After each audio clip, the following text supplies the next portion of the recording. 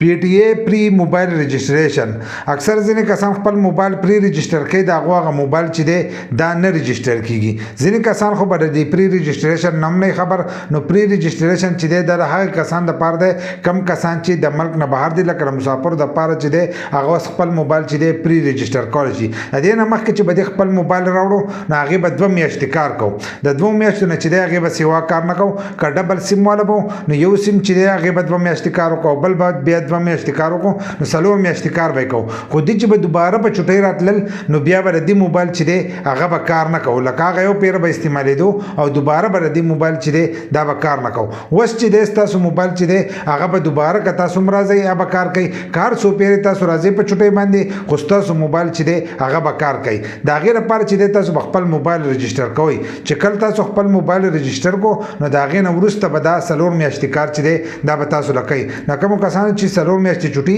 نو هغه به خپل چټي چې دا ښایستی شي که بیا بل وار له راځي نو بل وار له چې دی هم خپل موبایل رجسټر کولی شي خو ځینې کسان ته پکې مسله راځي دا مسله د دې د وجې نه راځي اکثر موږ موبایل چې دی راوړو نو د بل کس په شناختي کارت باندې یا د بل کس په پاسپورټ باندې چې دی هغه موبایل رجسټر کوو نو د بل کس په دغه باندې پاسپورټ باندې او په شناختي کارت باندې باندې چې دی دغه موبایل نه رجسټر کیږي دا به کم کس چې د بهر ملک نه راغلی دی هغه په خپل پاسپورټ شناختي کارت او د هغه په نوم باندې چې کم سیمي نو په هغې باندې به دا رجسټر کیږي که تاسو له سیم بل کس راایستلی او تاسو په هغې باندې رجسټر کوئ نو دغه چې دی دا به نه رجسټر کیږي ستاسو په نوم باندې چې 2 سیمان هغه دواړه سیمان به په حق موبایل کې ږدئ او هغه دواړه سیمان چې دي هغه تاسو د پی ټی ای نه رجسټر کوئ نو په دغه 2 سیمانو باندې چې دی تاسو خپل موبایل چې دی هغه استعمالولی شئ خو که تاسو پکې بل سیم دی د بل کس سیم نو بیا به ستاسو موبایل چې دی دا به کار نه کوي نو هر کله تاسو د بهر ملک نه راشئ نو په خپل پاسپورټ باندې ستاسو په نوم باندې چې کم سیماني هغه به پکې تاسو ایښودئ نو هلو به تاسو خپل موبایل چې دی دا به رجسټر کوئ